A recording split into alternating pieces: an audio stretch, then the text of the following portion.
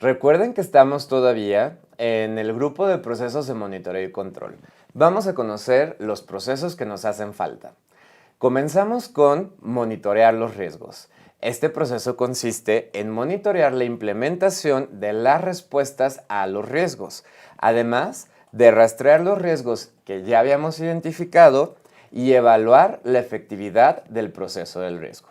El beneficio que obtenemos de este proceso es que mejora la eficacia del enfoque al riesgo a través del ciclo de vida de nuestro proyecto. De esta manera vamos a poder optimizar continuamente las respuestas a los riesgos y estar mejor preparados tanto para minimizar las amenazas como para maximizar las oportunidades. Los inputs necesarios para monitorear los riesgos son plan para la dirección de proyectos, datos y reportes del desempeño de trabajo, así como el registro de los riesgos. Las herramientas y técnicas que tenemos disponibles para este proceso son la reevaluación de los riesgos, auditorías de los riesgos, análisis de varianzas y tendencias, análisis de reservas y reuniones.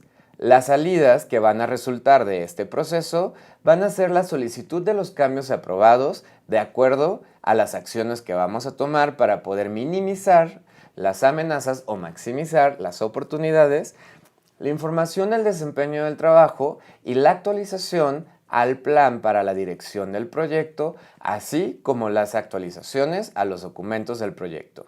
Es momento que comprendamos un poco más acerca de cómo se controlan los costos y cómo vamos a interpretar estos resultados para poder comunicar de una mejor manera cuál es el pronóstico y el estado actual de los costos del proyecto.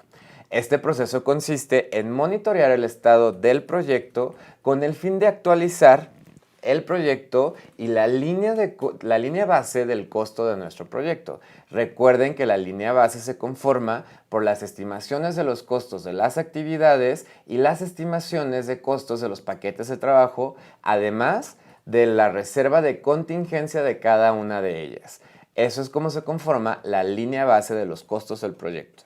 El beneficio que obtenemos de este proceso es que nos va a proveer los medios necesarios para reconocer cualquier desviación que tengamos de la línea base del costo y de esta manera poder tomar las acciones necesarias para poder alinearnos a lo que nosotros nos habíamos comprometido. Los inputs necesarios para poder controlar los costos son plan para la dirección del proyecto, los requisitos de financiación del proyecto, los datos de desempeño del trabajo y los activos de los procesos de la organización. Las herramientas y técnicas disponibles para realizar el control de los costos van a ser los juicios de expertos, análisis de datos y reservas.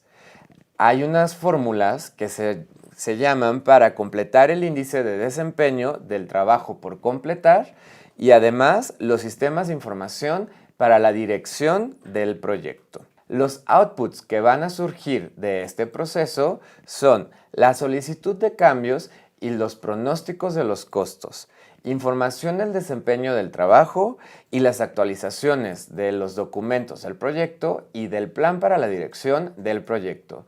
Vamos a conocer un poco más acerca de las fórmulas de las que les platiqué. Comenzamos con el análisis del valor ganado, o sus siglas EVA. El análisis del valor ganado consiste en comparar la línea base del proyecto, tanto del cronograma como de los costos, con el desempeño real y actual hasta el momento que se realice esta medición, tanto del cronograma como del costo. Para poder realizar estas evaluaciones necesitamos tres factores diferentes. El primero, que es el valor planificado o sus siglas PV por su inglés Plan Value, que consiste en el presupuesto autorizado que se ha asignado a nuestro trabajo que hemos programado. El siguiente factor es el valor ganado o sus siglas por su inglés EV, que es Earned Value, que es la medida del trabajo realizado expresada en términos de presupuesto autorizado por dicho proyecto.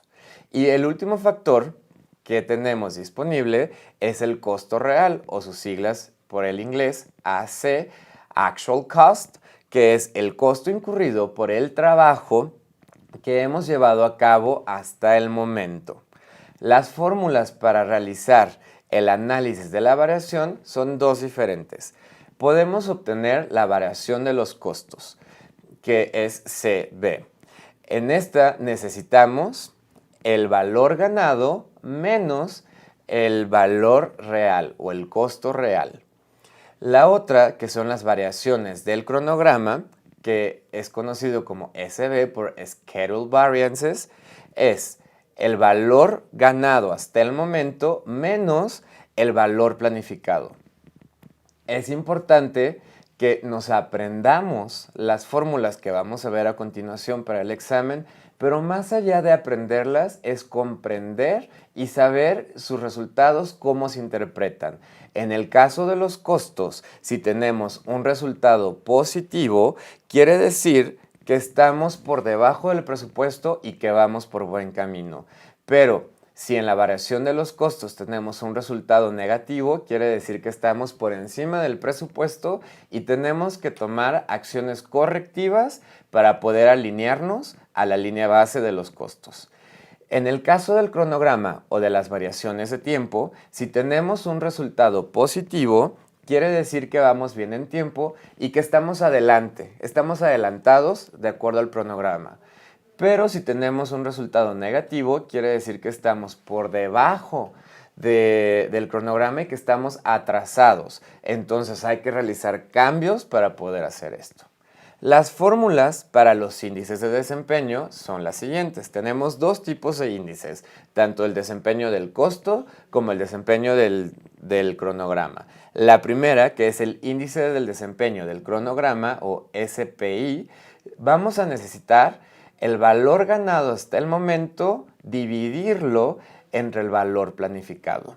Y el índice del desempeño de los costos, o el CPI, se requiere el valor ganado hasta el momento sobre los costos actuales que hemos realizado.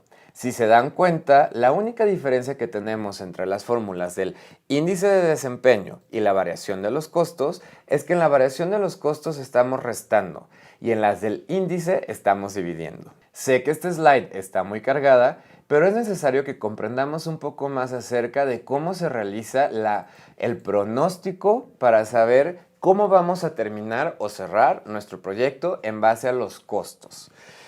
Conforme avanza el proyecto, el equipo puede desarrollar unos pronósticos, que el primero es la estimación a la conclusión del proyecto, o por sus siglas EAC, Estimate at Completion, el cual puede diferir del presupuesto hasta la conclusión, o sus siglas BAC, que es Budget at Completion.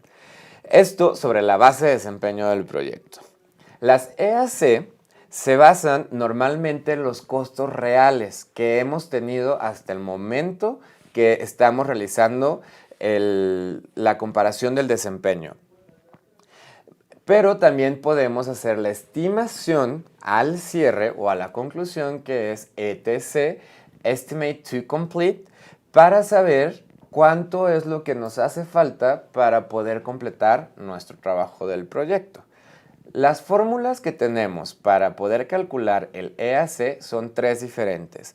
La primera está basada en una tasa presupuestada y esta necesitamos el costo actual más el presupuesto hasta la conclusión menos el valor ganado hasta el momento. Las fórmulas para obtener la estimación a la conclusión o el EAC tenemos tres diferentes que están basadas en diferentes factores. La primera, que está basada en la tasa presupuestada, se requiere que hagamos la suma de el costo actual más el presupuesto hasta la conclusión menos el valor ganado hasta el momento. La otra manera de poder estimar el EAC es en base a sabiendo que el desempeño futuro va a ser igual o parecido al desempeño que hemos tenido durante el proyecto hasta el momento.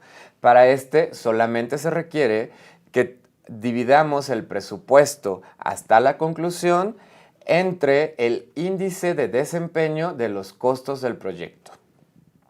Y por último, el desempeño del costo, Cuando sabemos que va a ser negativo, que ya lo traemos negativo, se requiere que se haga una fórmula de la siguiente manera. El costo actual más el presupuesto hasta la conclusión menos el valor ganado hasta el momento sobre el índice de desempeño de los costos por el índice de desempeño del cronograma.